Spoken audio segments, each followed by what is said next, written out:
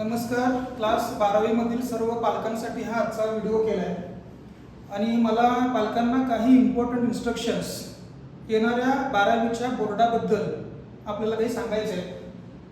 समोर इथे तुम्हाला दिसते मी काही इम्पॉर्टंट इन्स्ट्रक्शन लिहिलेत, पण हे इम्पॉर्टंट इन्स्ट्रक्शन्स का लिहिलेत आणि मला काय सांगायचं आहे याचं थोडंसं तुम्हाला मी रूपरेषा सांगतो, म्हणजे तुम्हाला कळेल. आता काय झालंय, आपले बरेच विद्यार्थी, आपली 12वीची जी 40 मुलांची बॅच आहे, या मुलांच्या मध्ये मी तुम्हाला सांगतो, काही मुलं 12वीच्या बोर्डाचा अगदी सिन्सिअरली व्यवस्थित अभ्यास करतायत. अगदी स्टडी टाइमला सुद्धा आपण स्टडी टाइमच्या टाइमला त्यांना दिलंय त्या टाइमला ते दोन्ही क्लासरूम मध्ये बसून त्यांचा अभ्यास चालू आहे. पण काही विद्यार्थी असे आहेत, अजूनही या 40 मधले काही विद्यार्थी असे आहेत जे अकॅडमीत चुकवायचं, लेट यायचं, लवकर जायचं, स्टडी टाइमला बसायचं नाही, अशा गोष्टी करायला लागले. आणि त्या काही मुलांमुळं पूर्ण अकॅडमीचं डिसिप्लिन तरी खराब होतच आहे, शिवाय येणाऱ्या बोर्डामध्ये त्यांना त्याचा खूप मोठा तोटा होणार आहे. आणि हे व्हायला नको म्हणून आजचा व्हिडिओ मी हा तुम्हाला बनवून पाठवत आहे. आणि हे व्हिडिओ बनवत असताना पुढच्या 2 महिन्यासाठी काही कठोर नियम, काही स्ट्रिक्ट नियम आपण बनवायला लागलोय आणि याची संमती पालकांनी दिली पाहिजे. आणि जर ती संमती तुमची नसेल तर नाईलाजाने आम्हाला त्या मुलाचं ऍडमिशन कॅन्सल करायला लागेल. आणि वेगळं काही नाहीये, अगदी असे काही कठोर नियम बनवत नाहीये आपण. साधे साधे सिंपल नियम जे रेग्युलर गरजेचे आहेत, जे आपण 4थी 5वीच्या मुलांना सुद्धा लावतोय, तेच नियम आहेत. काही मुलं काय करतायत, काही मुलं सकाळी 9:30 लेक्चर असेल तर मुद्दाम जाणून बरोबर 10 वाजता यायचं, 10:15 यायचं, 10:30 यायचं, काहीतरी कारण काढून फोनवरती मेसेज टाकायचा, सर असं असं झालेलं आहे, मला अलाव करा. महिन्यातून 4-4, 5-5 मेसेज करतायत. ते इथून पुढे मी अलाव करणार नाही.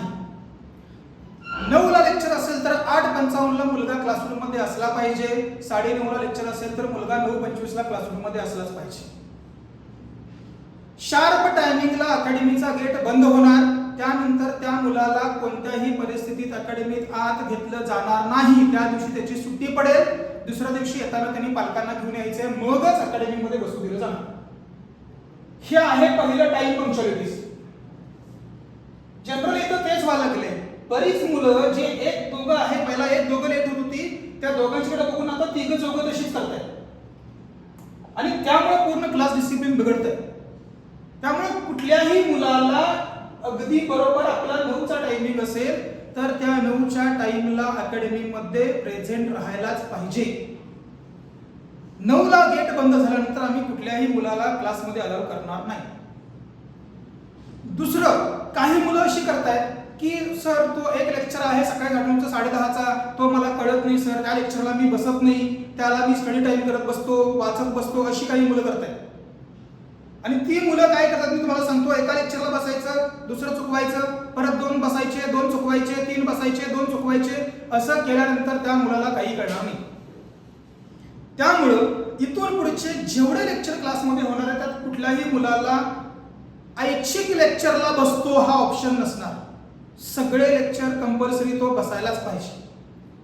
9:30ला लेक्चर चालू झाल्यानंतर आपलं 6:30ला सुटतं किंवा 9ला लेक्चर चालू झालं की 6ला सुटतं, त्या टाइम मध्ये त्या मुलाला त्या सगळ्या लेक्चरना बसायलाच पाहिजे. त्याच्यामध्ये आम्ही कुणीही त्याला अलाव करणार नाही. हे अटेंडन्सच्या बाबतीत झालं. शिवाय आता परीक्षा जवळ आली म्हणून रोज टाइम टेबल मध्ये स्टडी टाइम दिला आहे. कधी 2 तासाचा स्टडी टाइम आहे, कधी 3 तासाचा स्टडी टाइम आहे. त्या स्टडी टाइमला मी स्वतः तिथं बसायला लागलोय, मुलांच्या समोर काय वाचायला लागलेत हे बघायला लागलोय. वाचून झाल्यानंतर मी त्यांना काही प्रश्न विचारून परत पाठवायला लागलोय, जेणेकरून जर मुलगा घरात अभ्यासाला बसला 2-3 तास आणि तुम्हाला वाटलं की मुलगा 3 तास अभ्यास केलाय तर तो काय केला हे तुम्हाला माहित नसतं. इथं तो अभ्यास करून उठल्यानंतर आम्ही प्रश्न विचारल्यानंतर मला कळेल तो खरोखर वाचलाय की नुसता बसला होता. त्यामुळे इथला स्टडी टाइम खूप इम्पॉर्टंट आहे. या स्टडी टाइमला मुलाला बसायलाच पाहिजे. त्यामुळे तुम्ही मुलाला कंपल्सरी स्टडी टाइमला बसवायला लावा, आम्ही त्याचा अभ्यास करून घेऊ. बाकी अभ्यास तो घरात नंतर करू दे जेवढा आहे तेवढा. हा झाला स्टडी टाइमच्या बाबतीत. दुसरा सांगितलं टाइम पंक्च्युअलिटी. तिसरं अजून एक, मधल्या लेक्चरमध्ये ज्यावेळेला ब्रेक असतो, 15 मिनिटाचा ब्रेक असेल तर काही मुलं बाहेर गेल्यानंतर वॉशरूमच्या नावाखाली 15 मिनिटाच्या जागी 20 मिनिटं घेतात, 25 मिनिटं घेतात, काही अर्ध्या तासानंच येणारे नग पण आहेत आपल्या इथं. ते उद्यापासून चालणार नाही. लंच ब्रेक 45 मिनिटाचा असतो. 45 मिनिटांमध्ये लंच संपवून पुढच्या लेक्चरला तो बसला पाहिजे.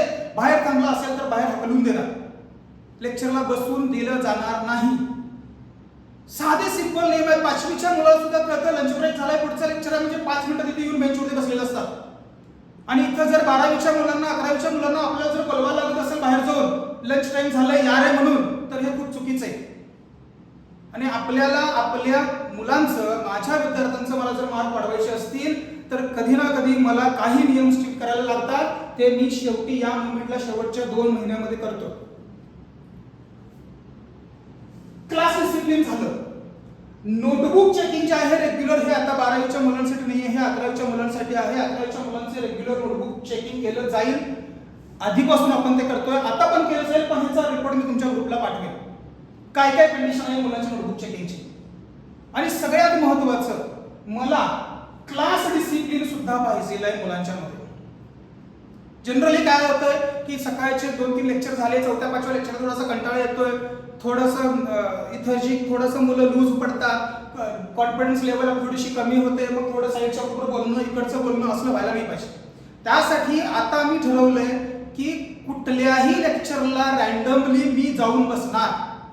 माझं लेक्चर जे आहे क्लासमधलं ते तर राहू देच, बाकीचं दिवसभरातलं कुठलंही लेक्चर चालू असेल, मला वाटलं की मी त्या लेक्चरला जाणार नाही, मी त्या लेक्चरला स्वतः ॲज ए स्टुडंट म्हणून बसणार. काय मुलं करायलेत, कसे बसलेत, काय लिहून घाललेत हे मला मुलांना बघायचं आहे. फॅकल्टीचा याचा काही संबंध नाही आहे. मी कुठल्या फॅकल्टीचा फीडबॅक हे ते काय कसं शिकवलेत हे चेक करत नाही आहे. मी मुलं कशी बसलेत अभ्यासाला हे मला बघायचं. त्यामुळे मी कुठल्याही क्लासला मध्ये जाऊन मी क्लासला जाऊन लेक्चर अटेंड करेन इथून पुढच्या. आणि त्यात मला प्रत्येक मुलगा सिन्सिअर अटेंड केलेलं दिसलं गेलं पाहिजे. ब्रेक टाइम मध्ये, जो ब्रेक टाइम आहे त्या ब्रेक टाइम मध्ये मुलं आपल्या क्लासरूमच्या बाहेर पॅसेजमध्ये असतात वॉशरूमसाठी.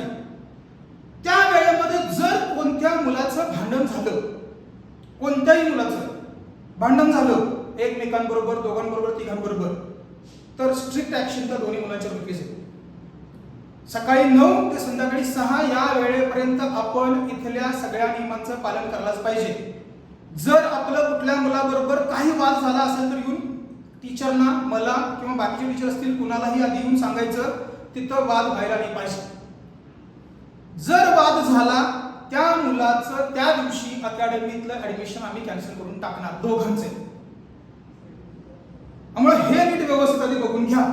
नंतर परत असं झालं नको की सर हे आम्हाला सांगितलं नव्हतं. वाद झाला, काही झालं तर येऊन आम्हाला सांगायचं ब्रेकमध्ये, आणि शक्यतो तसल्या गोष्टी टाळायच्या, असं काही व्हायला नाही पाहिजे.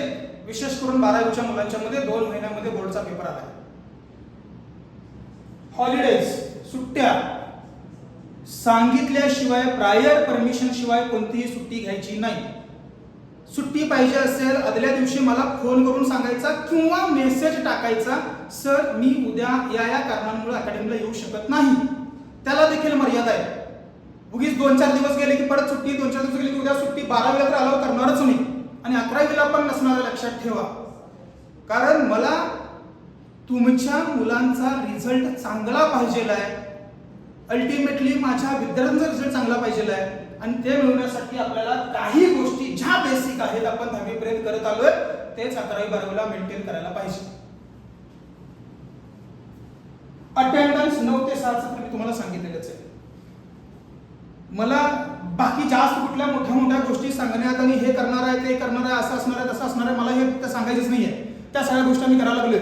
आता 12वीच्या मुलांना स्टडी टाइमला आपण एक फाईल बनवली मुलांची. त्या फाईलमध्ये पेजेस टाकलेत. रोज प्रत्येक मुलगा काय वाचतोय, कुठल्या दिवशी काय वाचायला लागलाय, किती टाइम वाचलाय, ह्याचा सुद्धा रिपोर्ट बनवायला लागलोय. हे सगळं बनणार आहे. प्रत्येक मुलाचा अभ्यास किती चालू आहे, किती लेवलला तो गेला, हे सगळं आम्ही करून घेणार आहे. पण त्यासाठी मुलगा इथं हजर असणं आवश्यक आहे. त्यामुळे हा व्हिडिओ सिरियसली सर्व पालकांनी घ्यावं. मुलांना रेग्युलरली व्यवस्थित वेळेत पाठवून द्या, अन्यथा मुलाचं ऍडमिशन इथलं कॅन्सल होईल. आणि हे सगळं आपण फक्त त्याच्या रिझल्टसाठी करतोय, त्याच्या चांगल्यासाठी करतोय, हे तुम्हाला लक्षात यायला पाहिजे. मुलगा घरी काही सांगतो, मी सांगतो तुम्हाला हे लक्षात ठेवा. शेवटचं वाक्य, मुलगा आम्हाला इथं येऊन एक 4 गोष्टी वेगळ्या सांगतोय, तुम्हाला येऊन घरात एक 4 गोष्ट वेगळी सांगतोय. त्याला फक्त आजचा दिवस निवांत रिलॅक्समध्ये घालवायचा असतो. मॅच्युरिटी लेवल इतकी नसते. त्यामुळं त्याच्या करिअरसाठी आपल्याला काही गोष्टी सिरियसली ॲक्टमध्ये आणायला पाहिजेत. त्या आम्ही आणतोय. ह्यात तुम्हाला आणि काय तुमचे सजेशन्स असतील मला व्हिडिओ आल्याला पर्सनली फोन करून सांगा. सर या पद्धतीनं ओके आहे सर, सगळं चांगलं आहे, किंवा सर याच्यामध्ये एवढं थोडंसं चेंज करा, हे एवढं थोडंसं चेंज करा. चांगल्या सजेशन असतील तर आपण नक्की त्याचं इम्प्लिमेंट करू. थँक्यू.